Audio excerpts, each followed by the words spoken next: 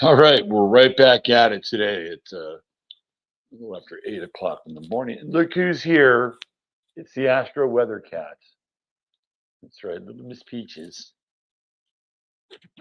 And the Astro cat is right over there. Yeah, you're right. Anyway, I am back after an epic 3.5 hour jam with David, the Leo King Palmer. And wow, we went some places last night. It's really interesting. I don't know. Maybe it's this Saturn Mars square I got going on my chart, but I'm finding people's comments more aggravating than usual. I'm just finding people's comments more aggravating than usual, and I'm trying my best to be cool and to not take it personally. And I've been doing this for a long time, and I'm pretty good at it.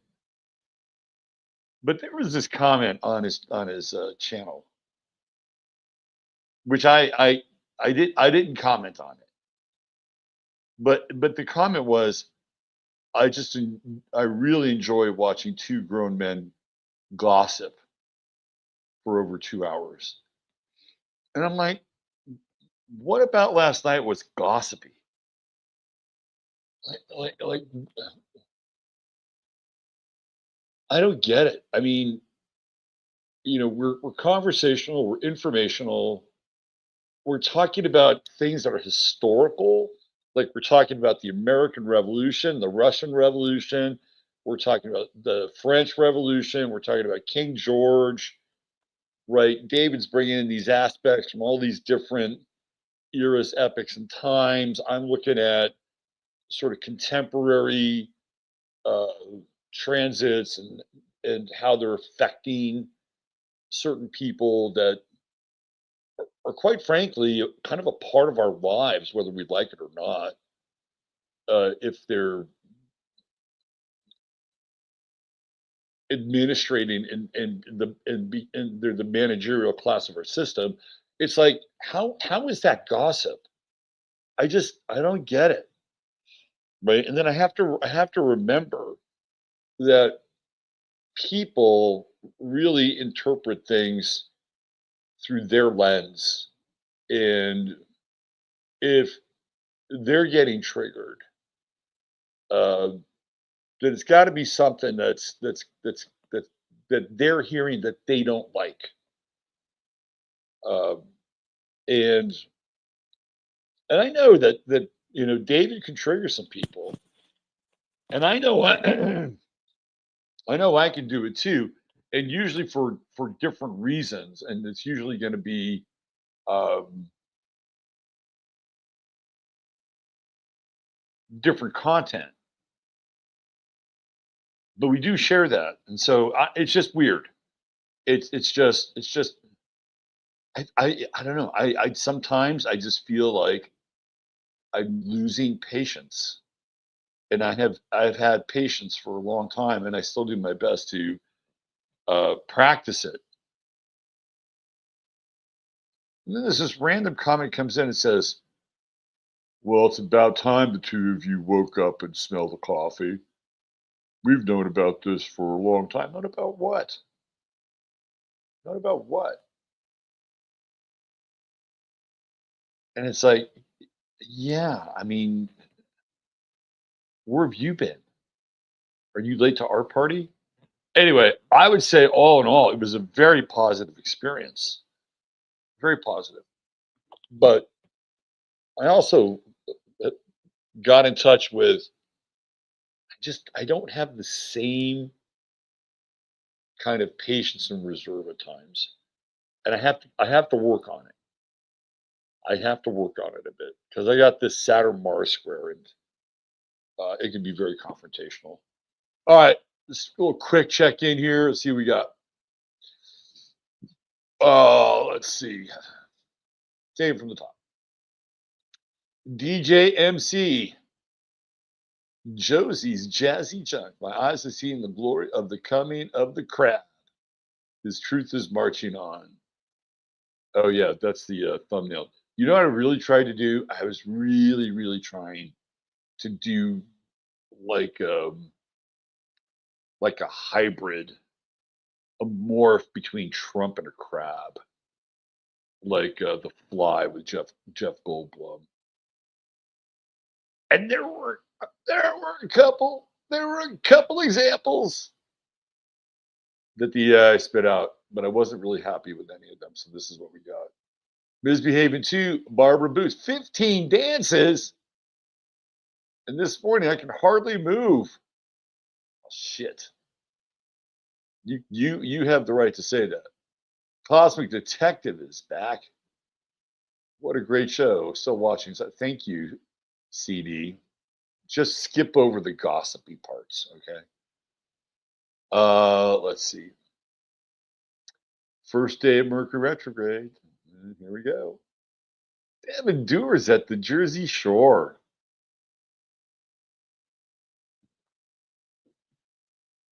Remember when the Jersey Shore was popular? Remember that show? Jersey Shore. And you know what else is popular at the same time? It was The Sopranos. If you were an Italian American at that time, and you had The Sopranos and you had the Jersey Shore going on, like that was your time. You could say, fuck yeah, paisan. It was a good time to be an Italian American. It ended. It's still a good time. Penn Greedy, what's up? Janine. Night Slate. What's happening?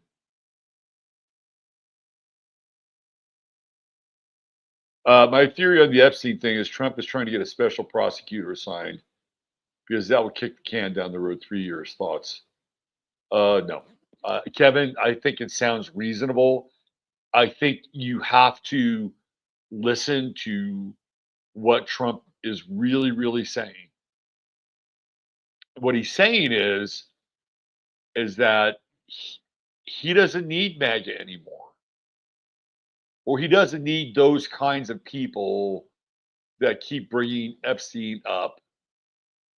He's got a new group. He's got a new base, and the new base is a distillation of "I'll march with you to the pits of hell, MAGA," and he's headed back towards Rhinoville. He's headed back into the land of the neocons. That's where he's going. And that is where the power has been in Washington ever since um, Dick Cheney and Don Rumsfeld and Norman Podhoretz and the neocons started to make their ingress. Roger Stone's a neocon, by the way. Started to make their ingress into American politics, initially through Nixon, but much more so with Ronald Reagan. That's where the neocons really plant their flags with Reagan. And that's where the power has, for 4 years, um, you saw some of the neocons like get out of Washington. William Crystal, noted neocon, was at odds with Trump and kind of sat out the Republican Party. And he was always bitching about Trump. You never hear him bitch about Trump anymore. You just don't. So Trump has a new power base, and it's not a populist power base. And I'm going to talk more about this over on 15, but Owen Schroyer did I thought, a very thoughtful 7-minute video about what he thought was going on. And I mean, one of the things that he said that I do agree with is that Trump doesn't need his base any longer because A, he's elected, and he will not be a part of another election. And B, he got the triple B passed. And so he he doesn't have to be invested in Epstein or any of the more hardcore issues that the people who supported him and helped vote him into the presidency are deeply concerned about. It's not his thing. The other thing that Owen brought up, which I thought does have some merit, and I've been noticing this about Trump, is that I don't think he's well. Physically, I just don't think he's well. And when you can see that they're using more makeup on him. And he pointed out something that I was not aware of. They're using more makeup on his hands, which means that he's got something going on with his veins in his hands. So I think that there's a there. Now, if that's true, then why not just let it all hang out, right? Like if you didn't have that much time left, then why would you just blow the doors off the mother, right? That's a different discussion. But to your point, Kevin, I just think he's slamming the door shut. It's over. He's willing to alienate a large part of the people that were passionately involved in this issue because he's got a new power base. And the new power base was standing right next to him when he said all those things. It was Howard Lutnick, who ironically was Jeffrey Epstein's neighbor and bought his place from Jeffrey Epstein and Les Wexner. You can't make the shit up. Personally, that's what I think. Now, I wonder how his family is dealing with this. Like, I wonder how Don Jr. is dealing with this. I wonder how Eric Trump is dealing with this. Even Barrett, like, how are they dealing with this? I mean, unless there was some 5D chess and maybe some grand yet not so impressive ulterior motive, like the one you brought up, Kevin. If I was one of his offspring, I would be ashamed of him.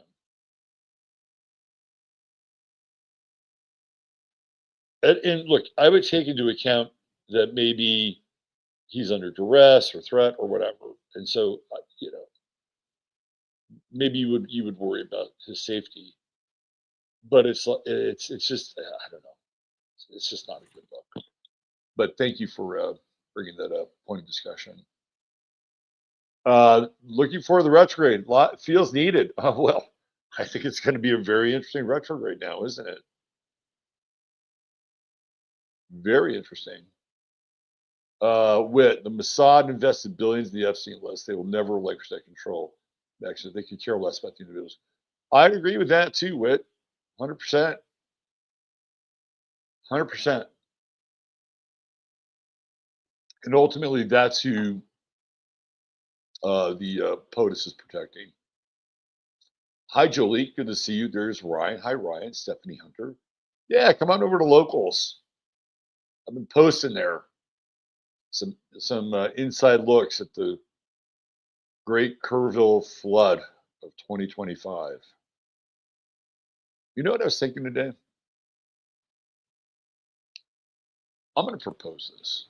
I'm going to find somebody in the city. You know what Kerrville needs?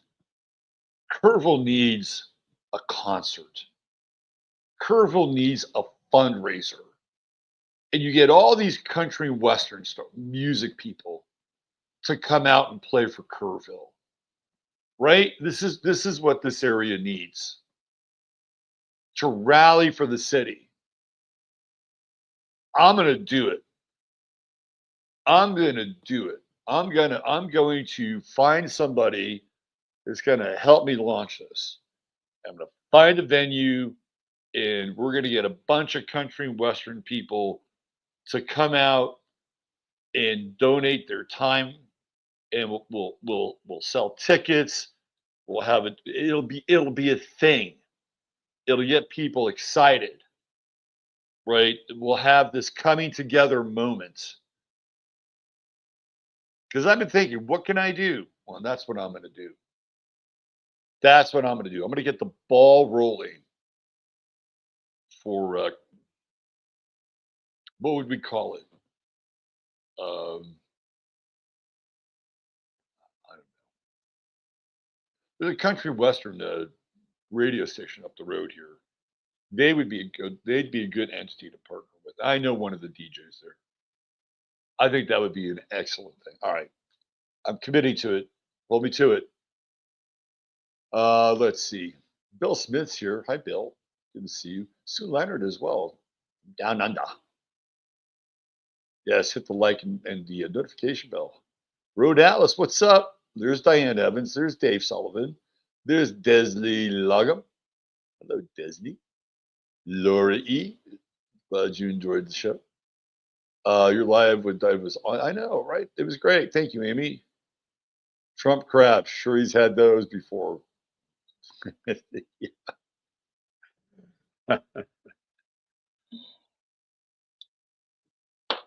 No doubt. Janice Phillips. What's happening? Tom Jordan's here. Hi, Tom. Here's Neil Smith from the land of cheese.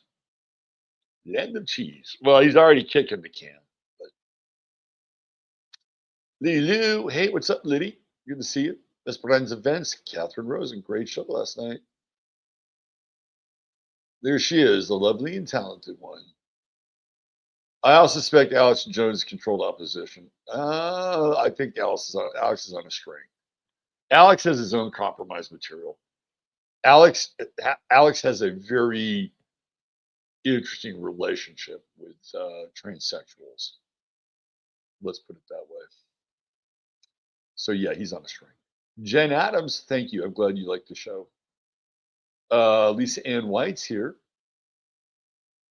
Instead of angel wings, Trump has crab legs. Yeah, it's true. Let's see. Yes, come on over to 15. We're going to be breaking some shit down. And you can buy me a cup of coffee. Thank you, Ryan. Esperanza is a little groggy. More coffee. More coffee. Carol Moore, no trash pickup on my part of Massachusetts when Bill Gates is a major shareholder of the company. You know what's interesting? All those trash businesses were run by the mafia, right? And now Bill Gates has one.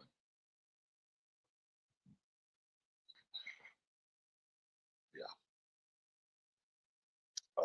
Let's see.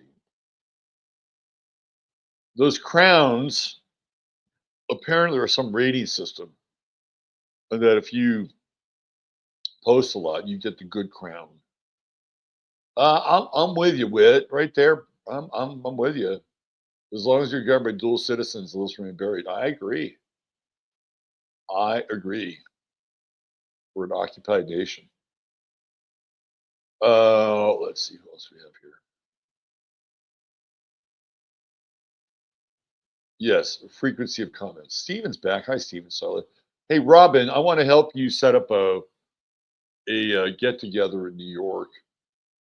So I'll post something on locals. You can text me, Robin, and we'll set it up. You tell me what you like, a date, a place, contact, and I'll put it in locals. And so Robin, I'm going to put this up here. Robin wants to meet up with some people in the New York City area, and she wanted to post it on locals, but she couldn't. So I'm willing to help you set that up, so you New York folks can get together. So why don't you text me, Robin? Let's see, Salty Cow. What's up, Joe? Christina Aphrodite popping in. Hi, Christina. From Joe to Bo. What's happening? Um, Maya Rose. Hi, Maya. David Almarita. David. Steve Zerlith and Turtle. Ratchet Booze here. It is a huge day. Oh, it's Jill Wong. Hi, Jill. Jackie Delario. That was great. Thank you. Thank you, Mezzamink. Thank you, thank you. Let's see, Lepetius. Yeah, I thought it was great. David and I had the flow. Haters hate. Haters gonna hate. Uh, ain't's gonna ain't. I'd agree with you. No, I don't let it doesn't. No, it's just I'm not letting it get me down. I just the Saturn Mars square has given me a much shorter fuse. That's all. That's all. David's chat can be very retarded at times. David's chat, I wouldn't call him retarded, but it feels like when you get into subjects and topics that are less touchy feely, they go on the offensive. That's what I think.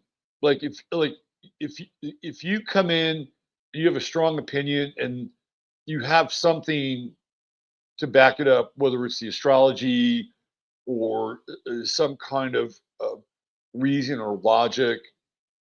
Um, it's not always well received in his world, and I have to. This is the thing, and I love David, and we have this crossover with the people that you know experience both our shows. But there is a portion of his audience that is different than my audience, and I have to remind myself that because you guys are like you're kind of leathered, right? Like you guys can talk about and take just about anything, and you throw it out there and discuss it. If you don't agree with it, you don't agree with it. But I never get the sense that any of you take it personally because for whatever reason your worldview has been violated. I never get that. I never get that. But I do experience that sometimes with people in David's world. Like there are sacred cows that all of a sudden get lanced and they're just not ready to deal with it because they're looking for something else. They're looking for a magic pill or they're looking for unconditional fill in the blank. And when something else is being discussed, it triggers, I think, the thing that they're kind of running from and having to deal with in a very different kind of way. Just one man's opinion. Just one man's opinion. Um, Not gossip. I don't think it was gossip at all. It's just weird. Weird. Um,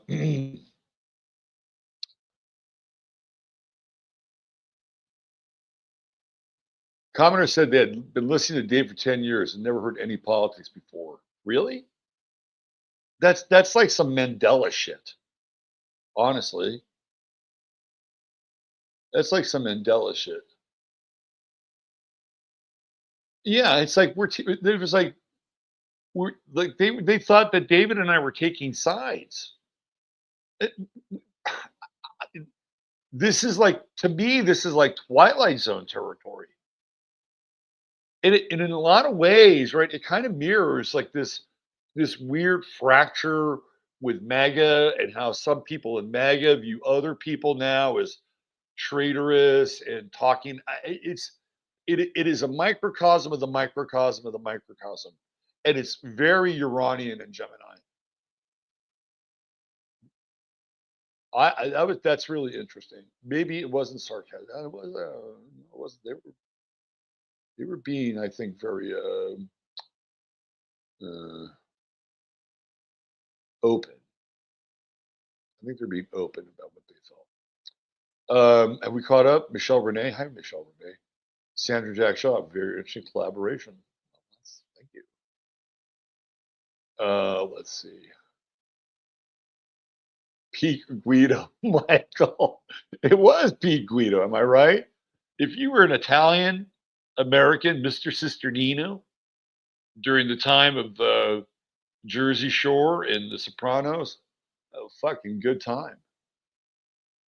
Gotta say. Should I get on with the weather? Why don't we do that? I gotta say hi to Mary Gruther. Hi, Mary. And Kelly B. All right, I think we're caught up and hanging. I could, just keep going here, but let's do this. Let's get into the weather. I don't want to lose the room too much by trying to recapture the essence of last night. And I look, I'm really grateful, and there were a lot of good people in there, uh, and some of you were there. So I am not here to complain at all, but it's just weird what people come up with at times, and the subjective nature of their gripes. All right, yeah, there we go. There she blows. We're not fully in the Mercury retrograde yet, but we will be right there, getting ready to teeter on back. It's going to be interesting. David and I covered that last night as relates to Trump's 12th house coming back onto his Pluto. And the secrets shall be revealed. Mars is still getting closer to that south node, not quite there yet. How's everybody's energy level? I have to say, I don't know what was going on. You know what happens? I get really fired up after I do a show like that with David. It is really hard for me to go to sleep. And I was up till about 3 in the morning last night, doing various things. And I don't know. I don't know if it's uh, this Mars. Well, maybe it's Mars, because right now, like Mars is on my midheaven in my chart, right? Uh, and the South Node isn't quite there yet. But it's going to be. But Mars is, and Mars is within 12 degrees of my sun. And I feel like maybe that's what it is, right? Like maybe that's the combative nature that I was just feeling with like Mars on my midheaven. It's like, yeah, it's just not a lot of patience. It's not, and it's squaring Venus in Gemini, and it's like it's like comments and talk and look, I'm okay if I say something that is factually wrong and I get corrected, or you have a take on something that's maybe a different position that I haven't taken into account. I don't have a problem with that. I mean, Kevin just said it. He said, "What do you think about this?" I'm like, "Yeah, I think it's interesting. I don't necessarily agree with it because I think he's made his bet, but at least I'm willing to take it into consideration because it's reasonable. Kevin's scenario is reasonable, right? It's like, yeah, we could talk about it. We may not agree, or we may agree with part of it. So it's not like I'm unwilling to shoulder criticism if it's in the right place. I mean, we should all be able to look at what we put out in the world, and if it doesn't hold up, we have to be honest with ourselves and say, you know what, you're right. you're right. I was operating on a limited perspective, or I came at this with a certain amount of bias, and it's and I'm not demeaning emotion, because emotion is the emotion's like the subwoofer of our lives. It just has that deep resonant kind of tone that is really important to how we live. But sometimes we can get over emotional. It's like, oh yeah, I was over emotional and I react. Oh, anybody, this is you, and I say I, it's the universal I. And I feel like if we're really open to growing, then we're open to having like a critical assessment of our ideas and what we believe in and how we communicate them. I don't have a problem with that. Like that's how we get better. And if we can stay open to that, that's called humility. And it's like, yeah, I didn't see it that way. And yeah, you do have another piece of the puzzle. And I don't have all the answers. And thank you for pointing that out. Like I don't have a problem with that. It's this other stuff that seems get to be much more Uranus and Gemini, and we have Venus in Gemini, and here we are. We're kind of hashing it out, right? I think we're gonna have more of it. And when Mercury goes retrograde in Leo, man, you're gonna find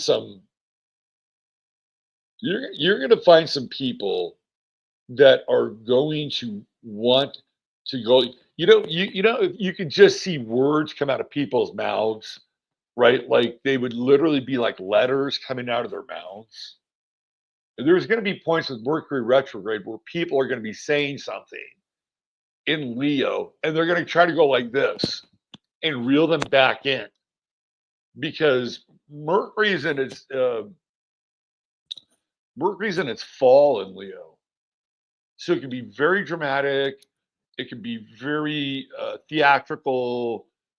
It can, you know, resound with the royal eye, right?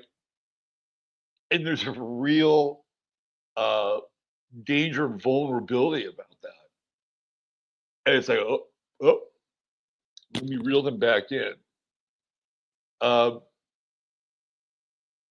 and the opposite sign, Aquarius, has that kind of cold scrutiny. There's something about the witness self of Aquarius that is just completely unflinching,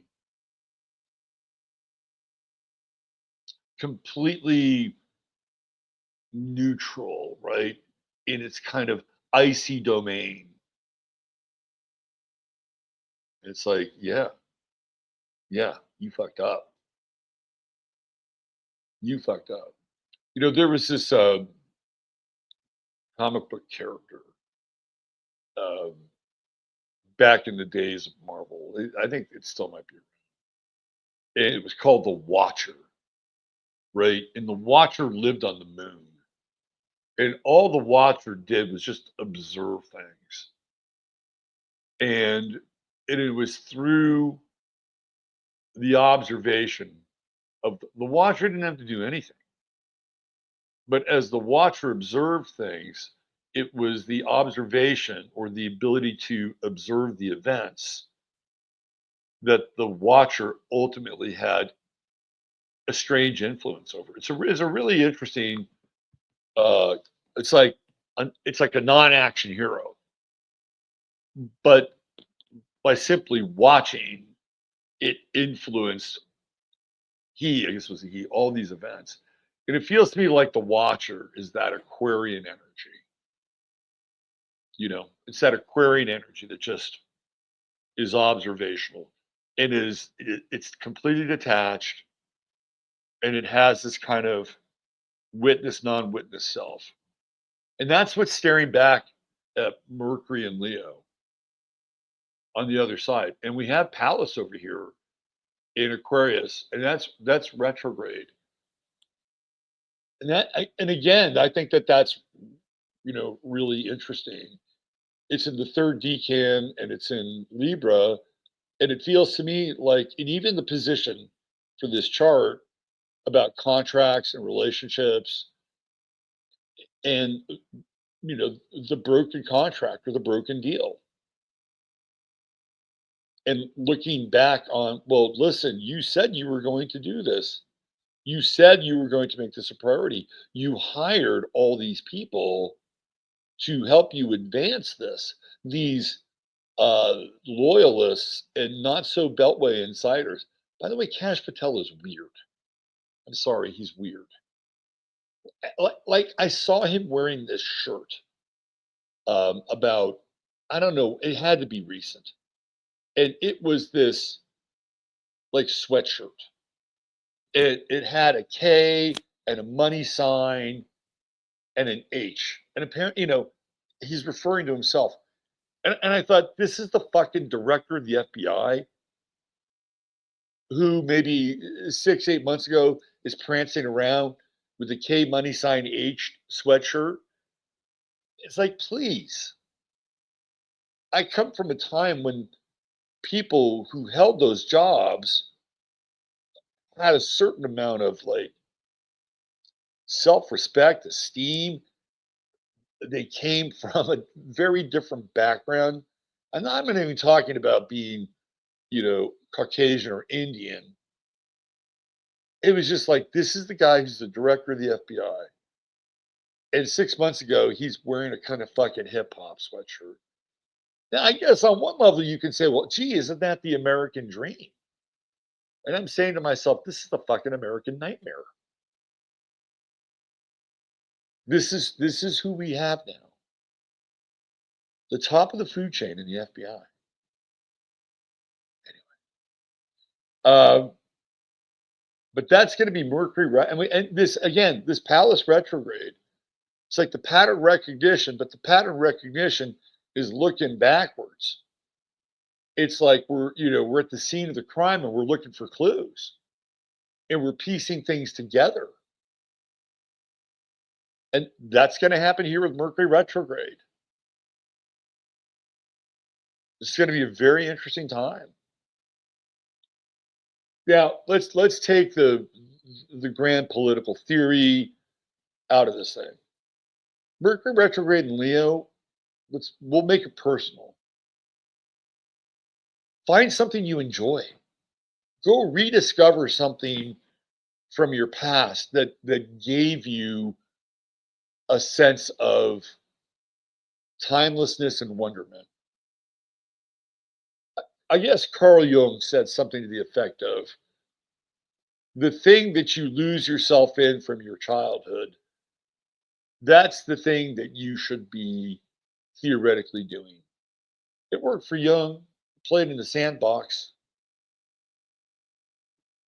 He created the big red book. I think there's a clue here with this Mercury retrograde in Leo. And it's second decan, so it's going to be the Sagittarian decan. So I think the retrograde here is a quest for a creative authenticity. So you artists out there, or you want to be artists, or people that just want to get back in touch with something creative and real outside of synthetic matrix world, this is a really good transit for that. We got the moon in Aries. Of course, it's going to be hot.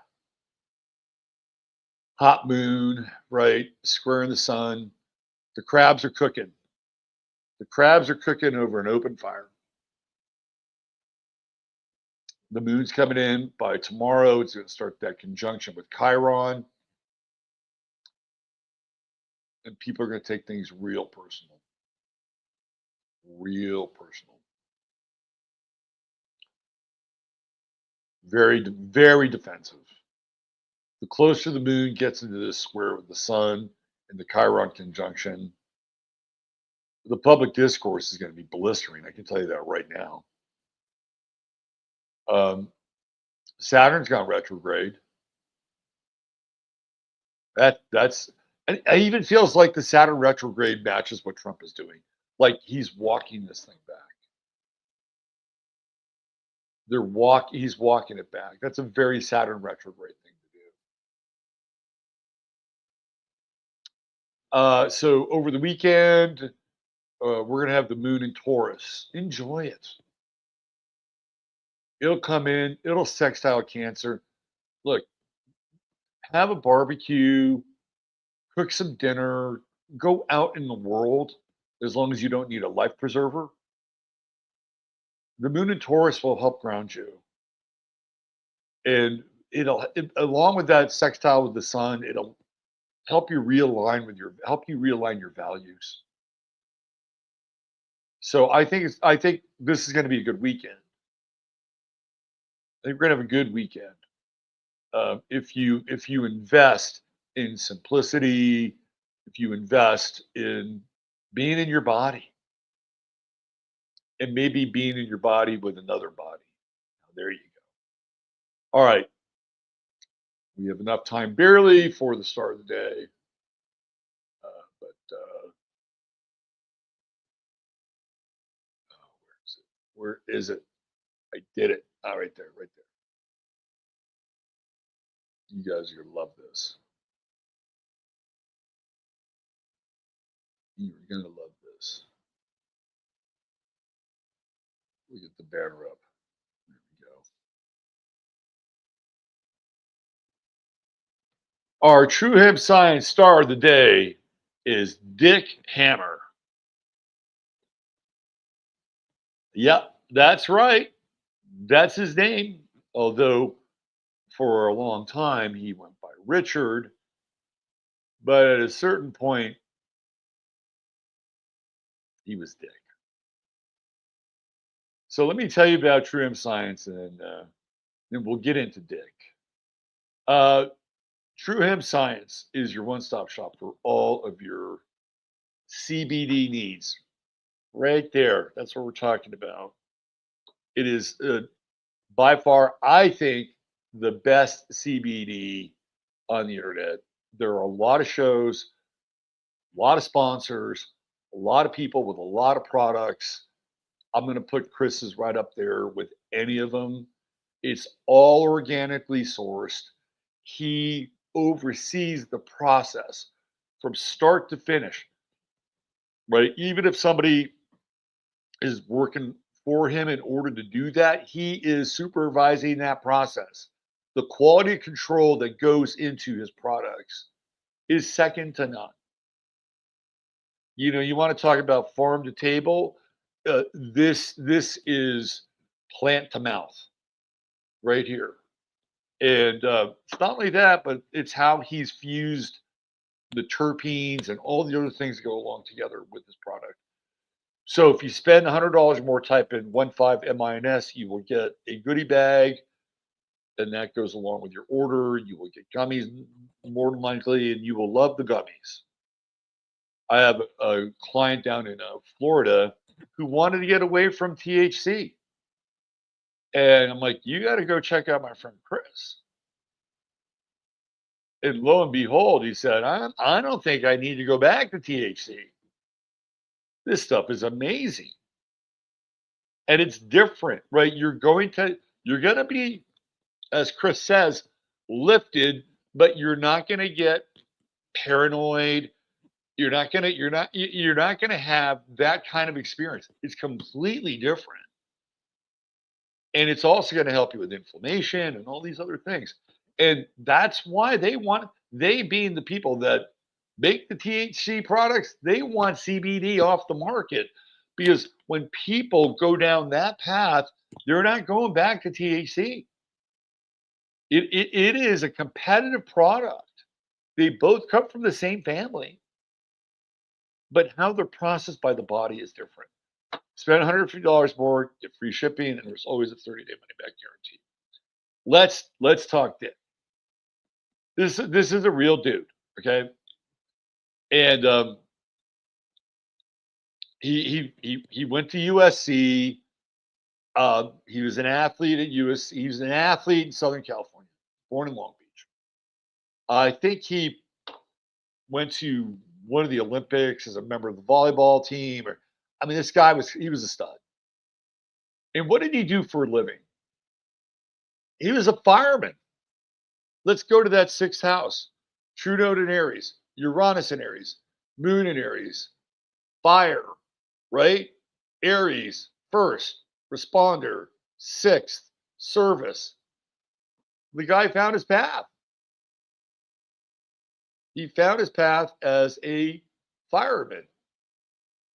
However, he was also the Marlboro Man in the 1970s.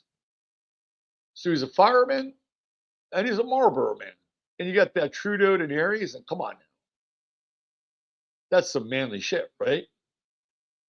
And here's what's interesting. Aside from the fact that he was Marlboro, what's his name? The guy that did Dragnet. Just the facts, man. He was the guy that produced Jack Webb. Jack Webb was the producer of the TV show Emergency, which has paramedics and firefighters, right? And he wanted Dick Hammer to be on that show, and Dick Hammer was. He was on Emergency for half of a season, like so he acted, and that's very Leo, right? It's very Leo, midheaven, acting, taking to the stage, silver screen, right? The star of the midheaven. But he realized that he liked being a real fireman better. And so he left. He said, yeah, thanks, Jack. I want to go back to being a fireman. He didn't like being a play fireman. But then he had this other career as the Marlboro Man.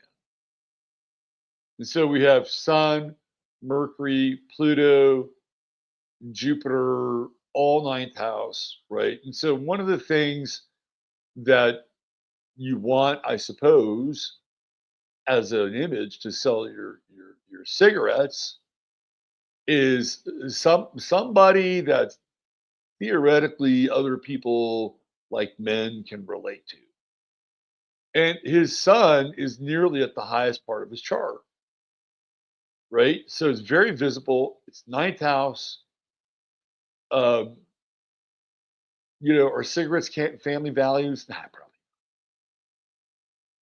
But there is something folkloric, right? When I think of Cancer, I think of the folk, right? There's something very folkloric about Dick Hammer. And I'm sure he was very successful at helping. And if you look him up, there's a bunch of ads with him. And he has Mars in Gemini in the eighth house. Hmm. Hmm. I would say, Dick, that's a little kinky with Mars and Gemini there. Gotta say. Like, what was Dick like behind closed doors with Mars and Gemini? Uh, so, yeah, he's also got Mercury sextiling his Mars. And I think just from the first responder perspective, that's actually a really, really good sextile to have. The ability to make decisions quickly. You need that in that line of work, don't you? Now, this is what I think is interesting. He's a Scorpio rising, also another, I think, important factor for a first responder.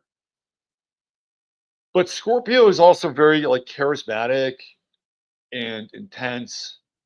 And you can kind of see this, right? You can see the Scorpio rising in this dude. That's not the part that's what I would call interesting, but I think it is. It's Saturn, and it's Saturn in his third house.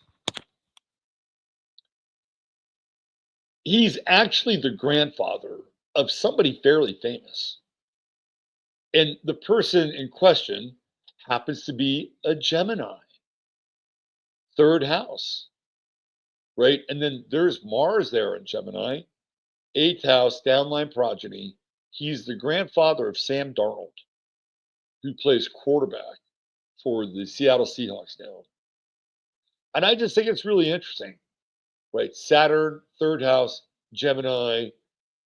He happens to be the grandfather, Saturn, of Gemini, Sam Darnold. Long line of athletic family members in the Hammer family. That's his real name, Dick Hammer.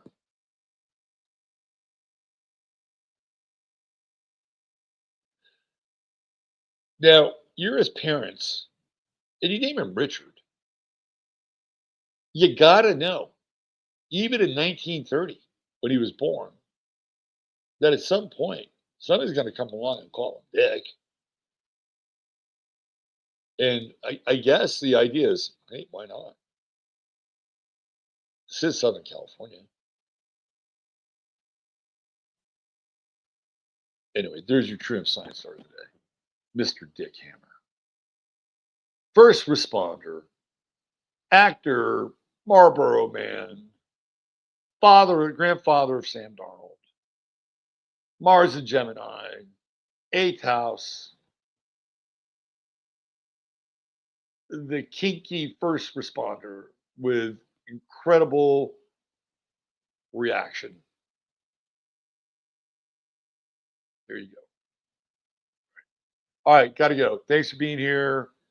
I hope you enjoyed the show and you found something of meaning and merit. I hope you at least had a good laugh. Take care of yourselves. Treat each other well. God bless you all. Love you. Robert Phoenix signing off.